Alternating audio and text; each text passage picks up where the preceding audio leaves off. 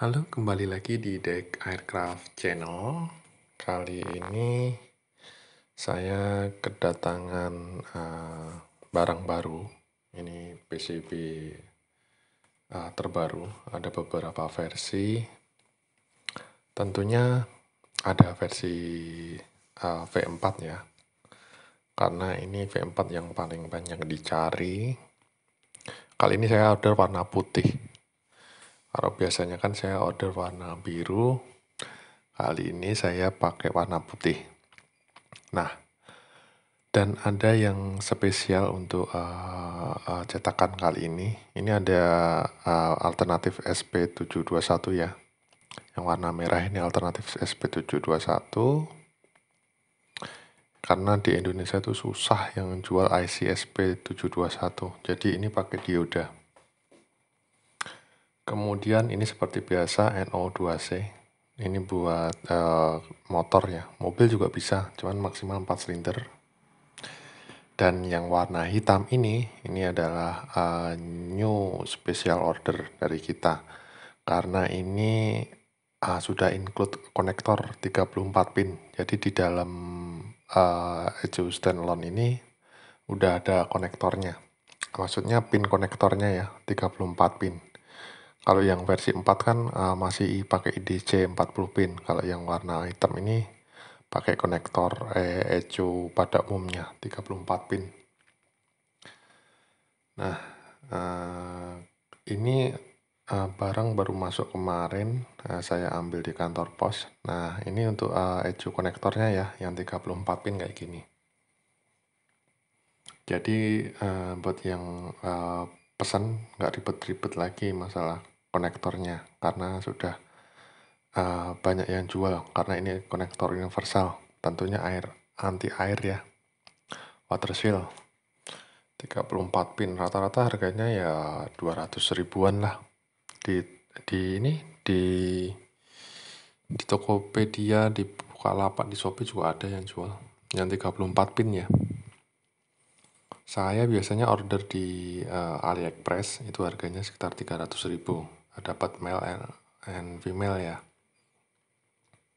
Terus ini juga baru datang beberapa part ini pin sisir sama apa namanya varistor.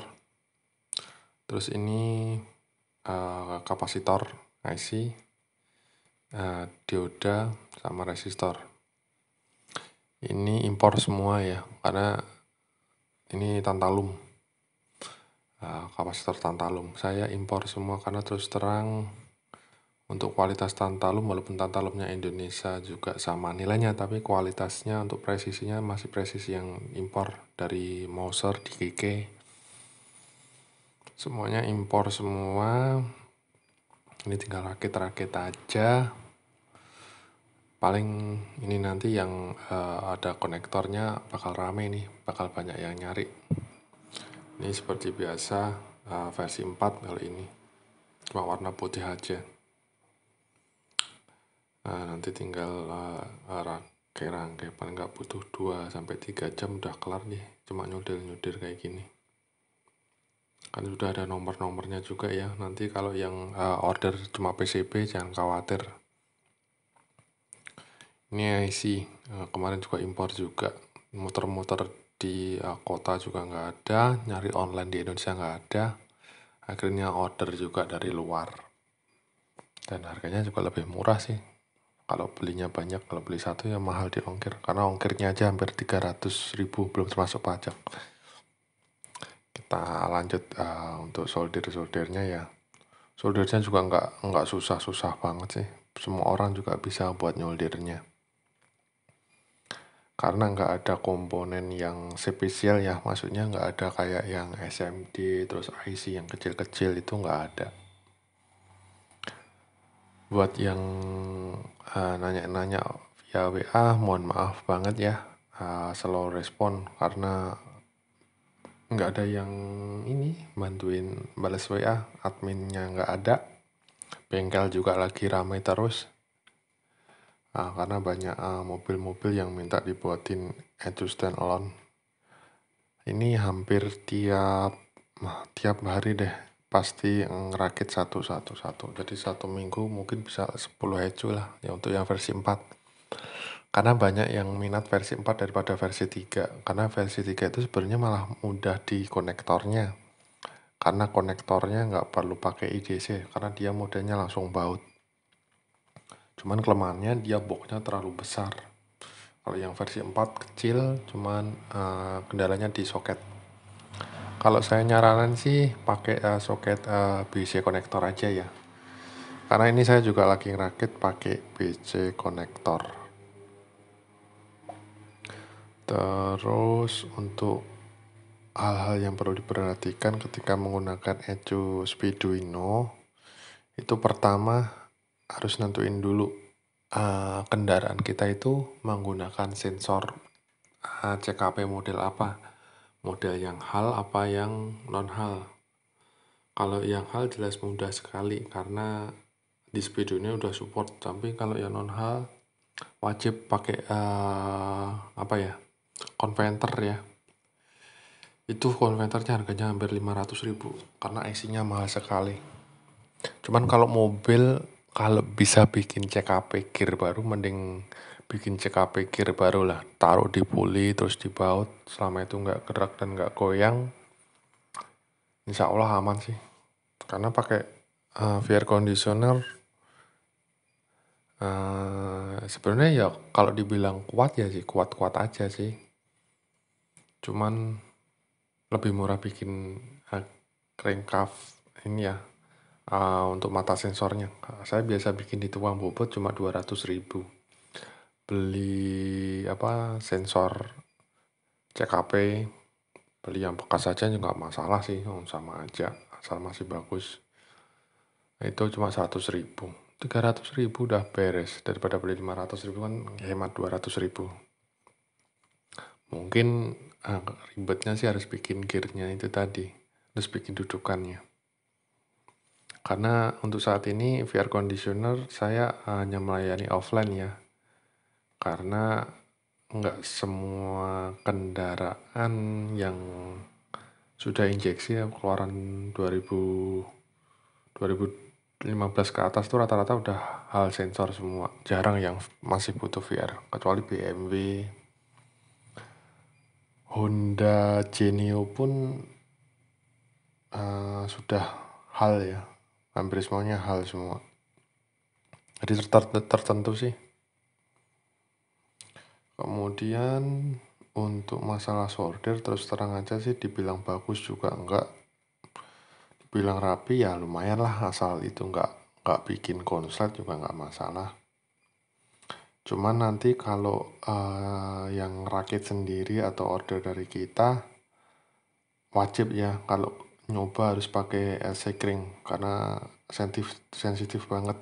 Apalagi ini kan part-partnya harganya sih nggak begitu mahal, cuman kalau ada yang konslet terus meletus kayak kapasitor atau apa, MOSFET dan sebagainya, harganya nggak seberapa, tapi nunggu dari luar negeri kan juga lumayan butuh waktu. Nah untuk kali ini saya pakai MKM ya kapasitornya.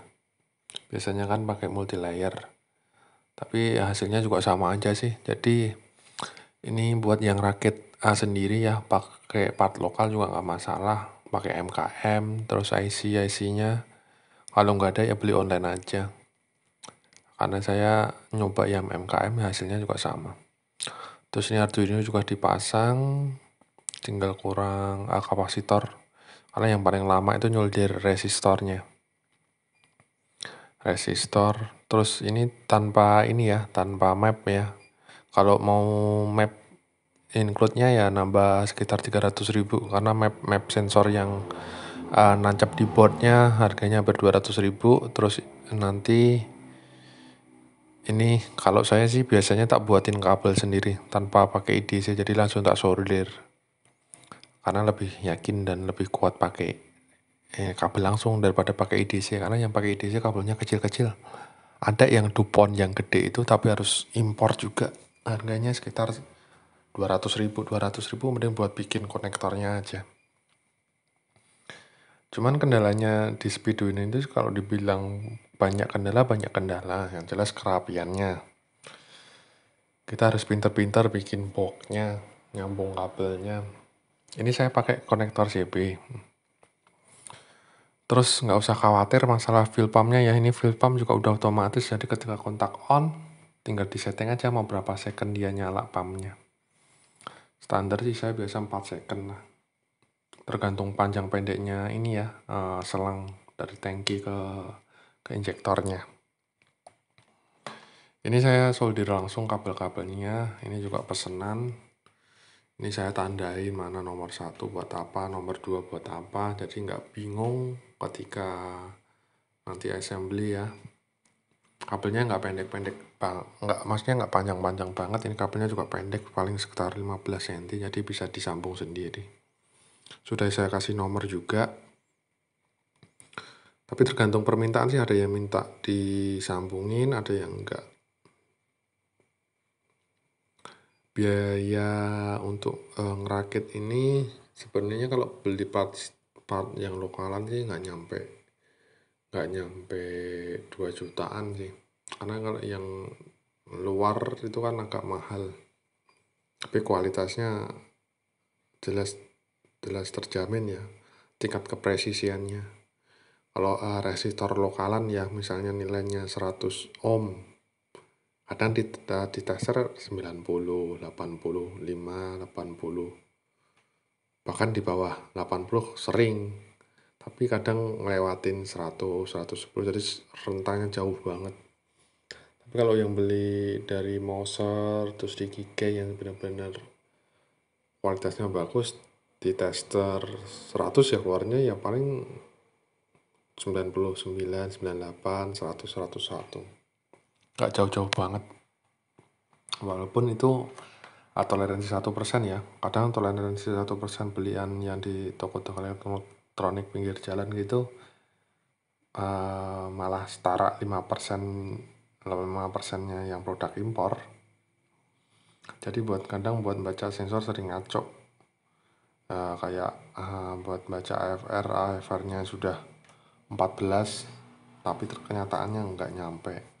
Oh ya, untuk masalah wideband sensor, disaranin pakai yang original ya, jangan beli yang KW, karena itu pengaruh banget.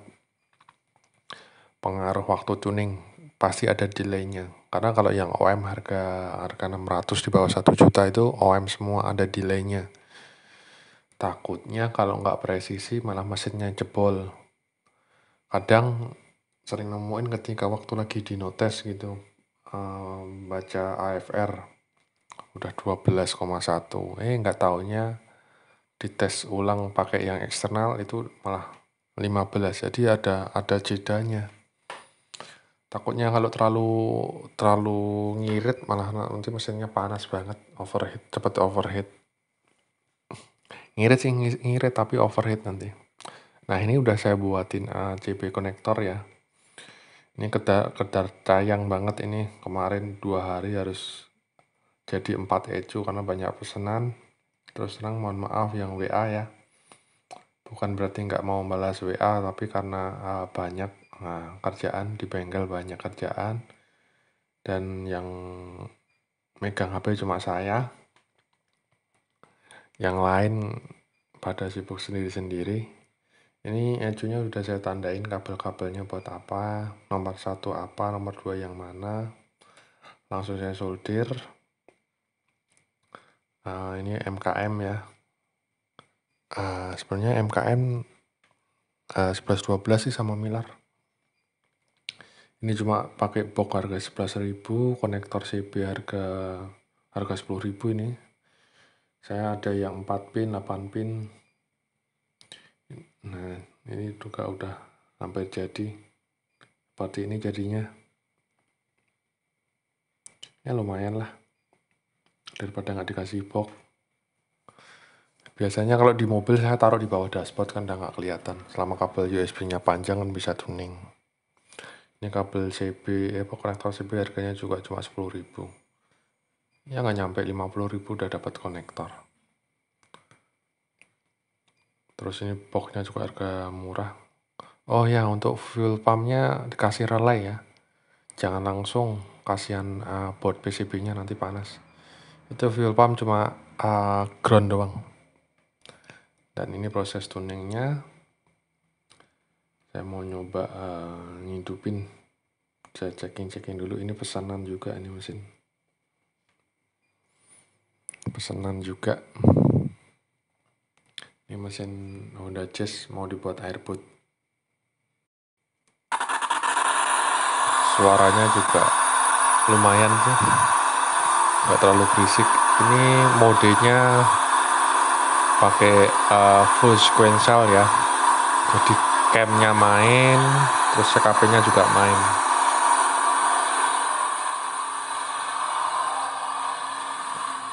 Ini saya coba satu-satu, ada perubahan nggak? Nah, ada perubahan suara kan, berarti nyala. Saya coba sabut satu-satu, turun dia ngedrop. Full sequential tuh enak banget momen. Nyemprotnya juga nggak nyemprot langsung nyemprot, itu nggak kayak ada jeda-jedanya. Nah, ini kabelnya, wiringnya. Nah, ini wiringnya cuma saya kasih box IP ya, box IP lah kalau di tempat saya namanya. Ini saya juga beli di toko elektronik. Relay juga udah saya sambung. Nah, starter juga udah ada, tinggal dikonek-konekin aja. Sudah semuanya ada sekringnya juga, full sequential. Ini buat mesin Honda L15, mau buat airboat, mau ditaruh di laut. Ini pesanan dari Ternate udah beberapa minggu dia nanya terus, Mas belum kelar-kelar ya, karena lagi banyak kerjaan, jadi ini baru kelar minggu ini. Sensor-sensornya juga PNP semua, jadi sebenarnya ini kalau dipasang di mobil Honda Jazz tanpa nyalain eco asli pun pakai eco ini bisa nyala. Ini untuk semuanya udah full standalone ya, jadi kalau dipasang di Honda Jazz nggak perlu merubah kabel bodi. Saya biasanya kayak gitu, saya kalau buat eco nggak pernah ngerusak kabel bodi asli, jadi saya bikin konektor baru. Jadi di busi itu kadang ada konektor yang nganggur, itu bawaan asli mobil. Takutnya kalau mau dibalikin ke aslinya susah, bingung. Karena kan kabelnya udah nggak standar sambung-sambung gitu. Jadi lebih enak kabel bodi sendiri. Lagi pula kan kabel sensornya juga dikit. Cuma TPS, cam, CKP, coolant. Habis ini saya mau ngerakit yang warna hitam ya. Yang ini full, sudah ada konektornya.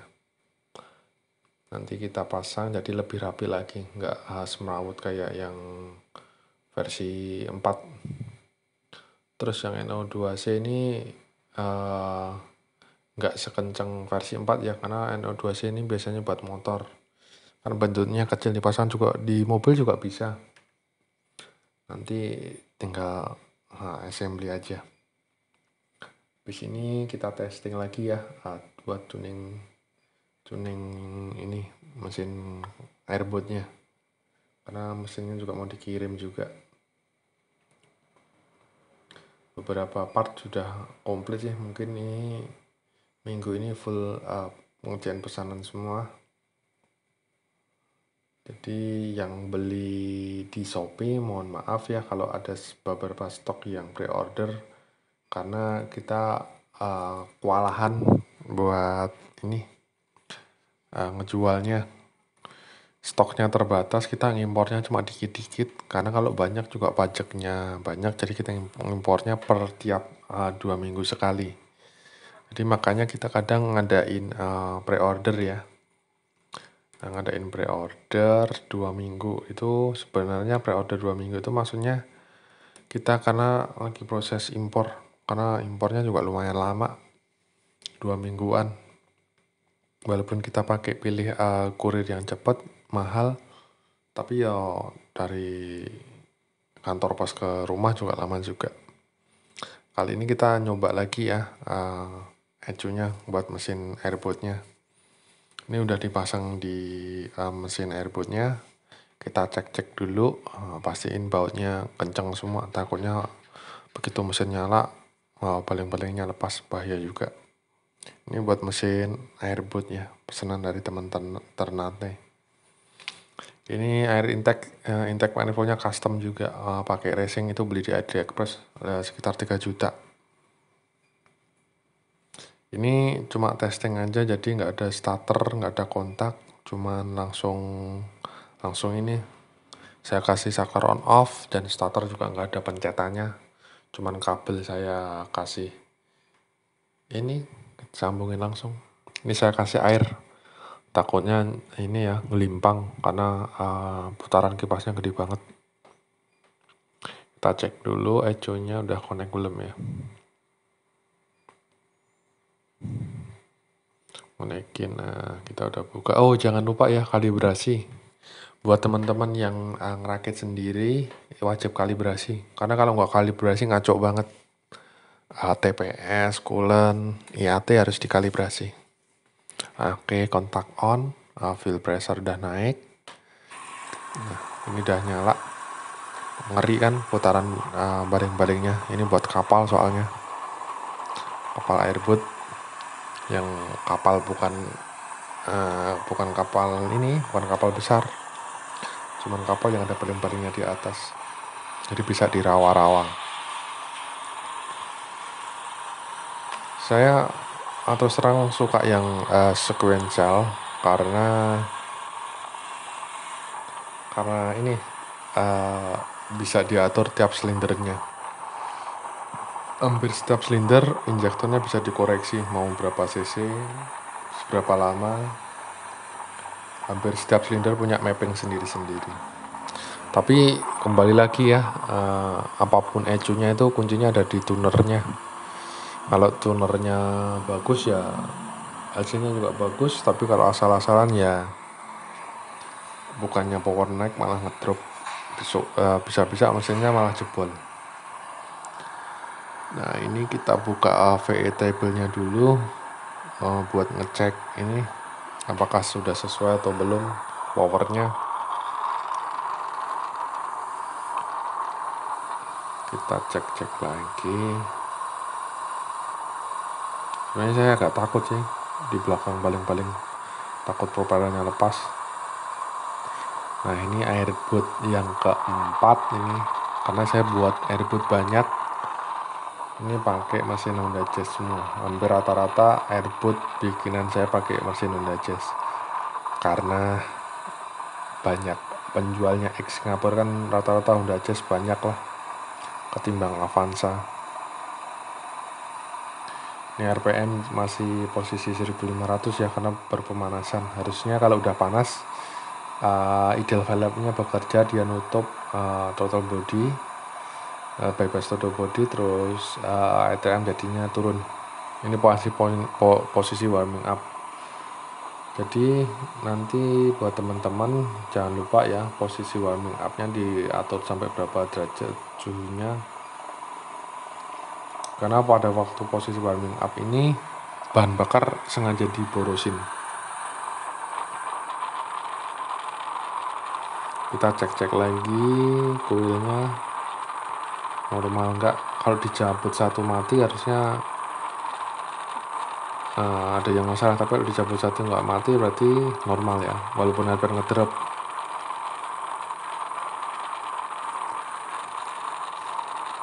Mungkin itu dulu ya dari saya. Terima kasih sudah menonton dan mohon maaf kalau jarang bales via WA. Sebenarnya ECU ini ECU yang sangat terjangkau sih, murah. Untuk masalah kerapian ya tergantung personalnya ya, dia pinter bikin konektornya atau enggak. Saya cek-cek dulu bautnya, takutnya kendor. Karena hanya saya posisi idle saja, putaran kipasnya itu udah kencang banget tuh. Biasanya saya coba sampai RPM full di angka 7000. Bisa terbang orang yang di belakang. Ini sudah jadi tuningnya, tinggal dikirim ke Ternate ya. Ini ECU engine propeller dikirim ke Ternate via kargo laut. Oke, mungkin ini dulu ya. Sampai ketemu di video selanjutnya tentang CPU Arduino. Buat yang tanya-tanya silahkan kirim komentar di bawah atau WA. Tapi mohon maaf kalau slow respon. Oke, sampai jumpa ya. See you.